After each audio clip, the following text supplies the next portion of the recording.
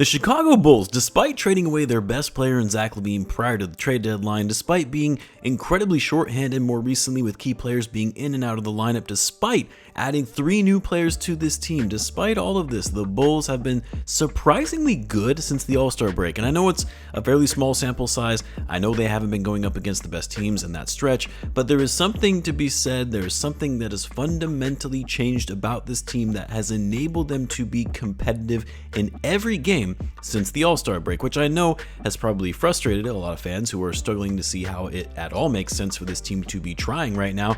But you could argue the Bulls, as currently constructed, should be losing a lot of games and essentially tanking the rest of the season. But as I've said before, this group of players, they play hard, they hustle, they play fast, and their skills and play have complemented each other in a way we quite frankly haven't seen over the past 2 seasons. Don't get me wrong, it can get pretty sloppy at times in watching this team and seeing some of the mistakes they make on the court, but unlike what we've seen over the course of the last 2 seasons, this current group, these guys are fighters, and above all, they play for each other. They play for the betterment of the team. But just how good have the Bulls been since the All-Star break? Well, let's break down some of the numbers and try and understand what's been the difference maker for this team. So what's going on, everyone? You're listening to Bulls Central here. Hope you're all doing well. Now, going into the All-Star break, the Bulls were coming off their worst 2 losses of the season. They had those back-to-back losses against the Detroit Pistons where they were completely non-competitive. One of the games the Bulls got absolutely destroyed and getting blown out by 40 points, and then followed that up with an 18-point loss, both games being at home. And so you thought, all right, this is what the world is going to look like without Zach LaVine. This is what we can expect from this team for the remainder of the season as they try and fight for better lottery odds. But then coming out of the break, the Bulls, they came into Madison Square Garden and had one of the more entertaining games we've seen from them this season, where they came into New York against a much better team and went toe-to-toe with them throughout the game, but lost in overtime. Now, since the All-Star break, the Bulls have played 12 games, at the time of this recording anyway. They've gone 6-6 in that stretch, which maybe isn't anything to write home about, but what's been more impressive to me is that even in their losses, they've lost by an average margin of 6 points, with really the only quote-unquote blowout loss coming from the hands of the best team in the league in the Cleveland Cavaliers. And if you remember in that game, the Bulls had kept that one close throughout and had tied it with about 7 minutes left to go in the 4th quarter, and the Cavs just took over from there and finished off the Bulls on a 32-10 run. But every other game, they've been in it. They've been scrappy, their flow on offense has been on point, and they don't quit or crumble at the sign of some adversity in a game. Now, when you look at the last 12 games, the Bulls have a net rating of plus 2.2, which is 14th in the league in that stretch. You compare that to their overall net rating on the season at minus 3.4, which is 22nd in the league. But what's been more surprising is just how good the Bulls defense has been that has really created this shift in their overall efficiency and improved play, because the Bulls offense has only marginally improved since the All-Star break, but their defense has gone from below average at 24th in the league to above average in the top 10 in the last 12 games. I mean, if you want to break it down to an even smaller sample size, over the last 5 games, the Bulls are 7th in defensive rating in the league, which includes their loss to the Rockets. I mean, you can see it on the court. This team is much more locked in defensively than we've seen in a long time. For a team that doesn't have players known for their defense, they are fighting through screens, reading passes, staying in front of their man, some excellent help defense. And I mean, to me, above all, just putting in maximum effort on that end of the floor means a lot to me as a fan. I mean, you look at guys like Giddey, Kobe White, Kevin Huerter, they're not good defenders. They never will be.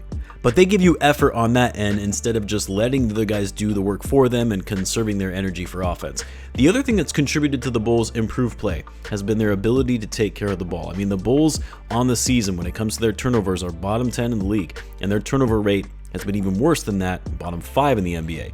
The Bulls since the break, though, have been top 5 in turnover percentage and 7th in the league in assist to turnover ratio. They're still a top 5 team in the league in pace, so naturally you expect a team that plays with a high degree of pace and ball movement that they're going to be more prone to turnovers. But the Bulls have been able to maintain their pace of play but significantly reduce their turnovers. The other staggering thing to me is that the Bulls have been one of the best teams in the league in points off fast breaks. Currently, they are 3rd in the league in that metric since the All-Star break, and during that time frame, the Bulls have actually been getting more points in the paint versus the 3-point line. Don't get me wrong, they still take a lot of threes. I mean, they're still second in the league on the season in 3-point attempts and 3-point rate. But since the break, that number has gone down, where the Bulls are focusing less on hoisting up a bunch of threes to try and defeat their opponent in a shootout, which sure has worked at times for the Bulls, but it also has shot them out of games a lot. The Bulls have been more successful in getting to the basket, finishing at the rim, using their speed and slashing to the hoop. We've seen a lot of that from Kobe White, Josh Giddey, before he got injured anyway. Trey Jones has been attacking. We've seen it from Modest as well. Hell, even Kevin Huerter has been cutting and getting to the rim. And in turn from all this and the Bulls going inside, we've seen their ability to get to the free throw line increase, where the Bulls have been dead last in the NBA in free throw attempts. But since the All-Star break, we've seen their free throw rate go from last to 12th, slightly higher than league average.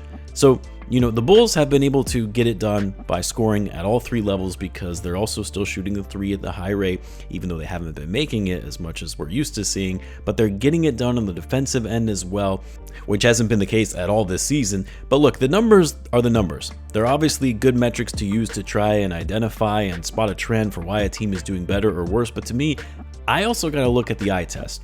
What am I seeing from this team when I watch them play? And what I'm seeing is a group of guys that actually likes to play together.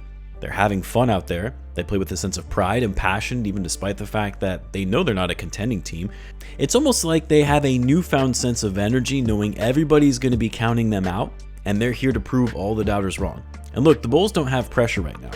There are such low expectations on this team, and when that happens, it also makes it a little easier to perform. So yes, you can argue, hey, none of this really matters. They're not competing for anything. Teams are probably not really taking them as seriously, but these guys are doing what the teams give them, and they're going out every night and competing on both ends of the floor. Now, whether or not this is going to be sustainable for the rest of the season remains to be seen, especially when they have a tough road trip ahead of them. They still got another game against the Thunder and Cavs on this road trip. They'll also face the Suns, Kings, Lakers, but with the Bulls, knowing they can play like this, that they can compete like this by actually giving a damn on defense, but also making their offense more versatile and going inside to generate scoring, could be a thing that actually gets the Bulls more wins to finish off the season than we're otherwise expecting. They are going to need Josh Giddey and Lonzo back, though. Like, a lot of this success and whether it's sustainable depends on how long both of those guys are going to be out. But to me, though, all of that is to say, I actually really enjoy watching this Bulls team more than I have over the last 2 years. I would love to hear what you guys think, though. You let me know in the comments. As always, be sure to subscribe, and I will see you in the next one.